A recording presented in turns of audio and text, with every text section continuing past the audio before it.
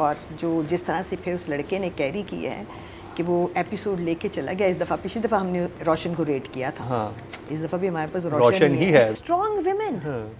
इधर ये भाभी स्ट्रॉन्ग है, हमारी हीरोइन स्ट्रॉन्ग है और माँ भी कम नहीं है बोली, बट जब उसका जाना वहाँ माफ़ी मांगने के लिए कहना ही बड़ी बात थी।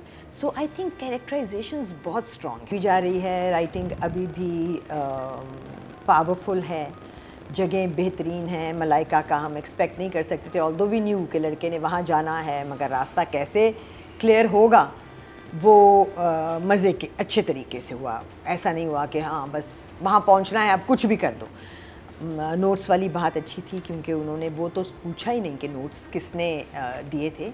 उन्होंने कहा वो जो भी दिया था वो नकली था और असल जो है झूठ बिल्कुल वो ये वाला पेपर होता है, जबकि नहीं था। And they had probably bribed और धमकियाँ दे चुके थे मलाइका को, and she said. So I think the writing is working well.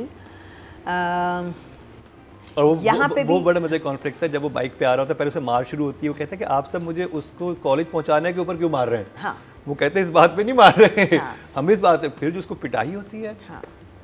हाँ। और जो सिचुएशन बनाई थी बहुत मज़े की बनाई थी। हाँ। और जो जिस तरह से फिर उस लड़के ने कैरी किया है कि वो एपिसोड लेके चला गया। इस दफ़ा पिछली दफ़ा हमने रोशन को रेट किया था, हाँ। इस दफ़ा भी हमारे पास रोशन ही है बिकॉज रोशन या रोशन वाज सो गुड।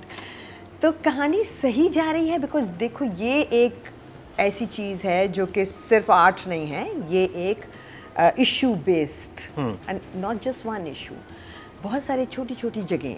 मुझे वो मेरा फेवरेट सीन वो भी था जब रोशन का बाप आके बीवी को बताता है कि वो देख लो वो छोड़ने चला गया है और वो आएगा तो मैं इसकी टांगे तोड़ दूंगा, घर से निकाल दूंगा। वो कहती है तुम निकाल के दिखाओ, मैं तुम्हें निकाल दूंगी। So the play is full of strong women.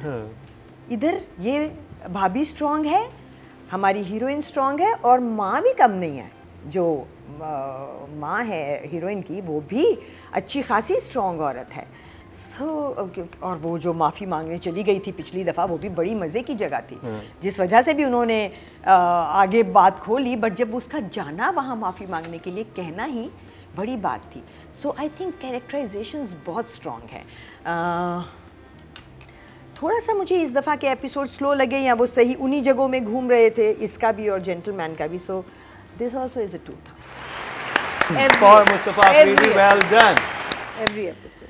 I want to go to a 10. The simplicity of the writing, like Marina said, and the thing that this is issue based.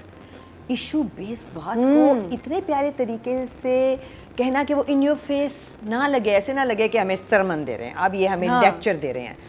हमें लगे कि हम एक कहानी, एक घर की कहानी देख रहे हैं, सुन रहे हैं, और कहानी which is making total and absolute sense।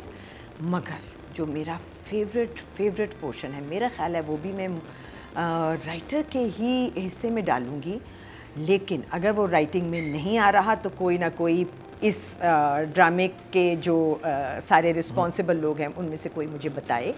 Because वो जो छोटे छोटे म्यूज़िक के पीसेस आ रहे हैं ना, म्यूज़िक कि चौधरी ऐसा ना बंदा है जिस तरह मुकेश अंबानी, और फिर वो लड़की के ऊपर जब गाना आता है उसका वाला, और हर सिचुएशन पे एक गाने का पीस आ जाता है। सो आई एम जस्ट थिंकिंग कि ये गाने के पीसेस ऐसा नहीं है कि ये सारे गाने डायरेक्टर ने ही उठा के डाले होंगे, ये लिखे गए हैं इस सिचुएशन के साथ। ये छोटा सा एक टोटा दे दिया गया है कि इसको बना लो, और बनाने वाले ने, डायरेक्टर ने बनाया है, और फिर वो ऐसा स्पॉट ऑन आता है। मैंने पहले दिन भी यही कहा था, मैं आज भी यही कहूँगी, लिरिक्स, म्यूज़िक, बैकग्राउंड स्कोर यानी एंड प्लेसमेंट के गाने का सही इस्तेमाल, ये है जो इस ड्रामे में हो रहा है। ये बहुत बड़ी बात है। और एक और एक चीज़ नोट की आपने, जब वो सुहेल जो है, नहीं हमजा सुहेल जो है, जब उसको पोइट्री सुना रहा था कैफ़े आज़मी की, अब ये था कि सीरियस होती जा रही है, वो बहुत इंटेंस पोइट्री थी। हाँ। और उसके बाद ब्यूटीफुल, और उसके बाद वो भी कॉमिक हो गया क्योंकि वो सो गई थी। तो शायरी जरा सो क्यों जाती है, फिर उसको वॉइस नोट भेजता है कि यू नो, तो हर चीज़ को राइटर जिस तरह एक सीरियस बात करके फिर अगले मोमेंट में, इवन जैसे अभी नादिया कहती है कि जब मारा है वो इतना इंटेंस सीन था कि सारे चचा मिलकर उस बच्चे को मार रहे हैं, लेकिन अगले सीन में जब वो सारे चचा एक बाइक पे बैठ के यूँ निकल जाते हैं, वो एक आप एकदम आप चिल हो जाते हो कि तो कोई कमाल। मतलब so I think definitely an 8 for him. पे 4 बैठ के चले गए और भाभी जिस तरह खड़ी हुई और उसने अपने मियाँ को जवाब दिया। राइटिंग बिल्कुल अपनी जगह, दे वर रिटन, म्यूज़िक के पीसेस जहाँ जहाँ आए, जिस जगह जॉट इन हुए। सो मैं ये कह रही हूँ कि ये राइटिंग ख़राब हो सकती थी, नीचे जा सकती थी, इम्पैक्ट कम हो सकता था, क्योंकि हमारे पास जितने भी एक्टर हैं वो एक्टर नहीं है जिनको हम डेफिनेटली कह दें कि इनको दे दो काम, ये संभाल लेंगे, है ना। ज़्यादातर वो हैं जो नॉविसेस हैं। Roshan is a very good performer, but फिर भी उसे डायरेक्टर चाहिए था।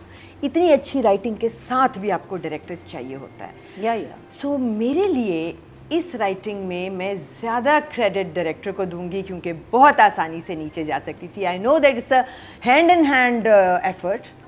राइटर ने डायरेक्टर को कहीं अकेला या अनचेक्ड नहीं छोड़ा होगा, लेकिन डायरेक्टर ने भी अपना काम पूरा किया है। सवाए जो एक पॉइंट मरीना ने कहा कि रोशन के कपड़े थोड़े से ज़्यादा पता चलना चाहिए था कि कितनी खौफनाक, क्योंकि हमने देखा नहीं कि कितनी देर वो पिटा है। I think I will give the director an 8.5। लो काटने का टाइम नहीं है ना। And the way she opens it, करते करते वो बहुत नेचुरल आया था। All her scenes are mostly always natural. अब उसके पास आए जगह, इंतज़ार इस बात का है, इससे ज़्यादा बड़ी अभी नहीं थी कोई इतनी, but then none of the female characters had ऐसी कोई जगह जो बहुत बड़ी हो। But I think I enjoyed her performance, definitely an 8।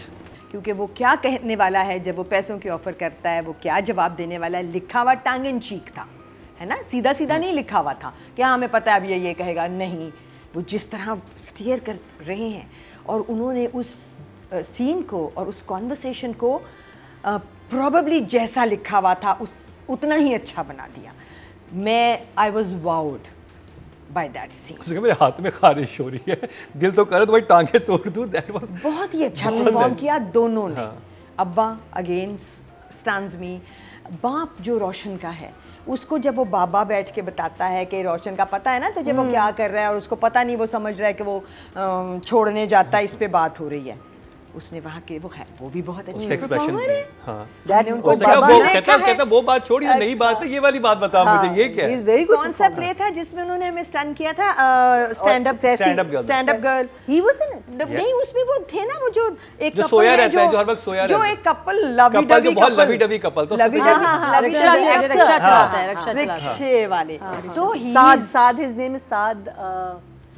I don't know his actual पूरा नाम नहीं पता, but Saad is his name. We have to know इन लोगों के नाम हमें पता होने बहुत जरूरी। साद, if that's he's played my son in a play also. Oh, that's right. वाह, sweetheart. किस का नाम है? फिर उसके बाद वो आपने नोट किया, इन चारों के एक्सप्रेशन आते हैं, चारों भाइयों के, जब वो डंडा उठाता है, हाँ, और उसके बाद उनके चेहरों पे कंफ्यूजन भी होती है एक्सप्रेशन से, और उन्हें ये भी होता है कि वो डर भी जाते हैं, और वो ना कि जवान हो गया, हाँ मारेगा नहीं मारेगा, ये क्या किया, कि वो अनयूजुअल था उनके लिए, कि वो खुद एक्सपेक्ट नहीं कर रहे थे कि ये होगा, और वो व्यूअर तक भी वैसे ही पहुंचा। हाँ, बिल्कुल वैसे ही पहुंचा। तो सारे मेल एक्टर्स, वाह भाई तुम लोग क्या कर रहे हो, you such good performers. And I think I should give credit to the writer director, maybe both, because वो तो मुझे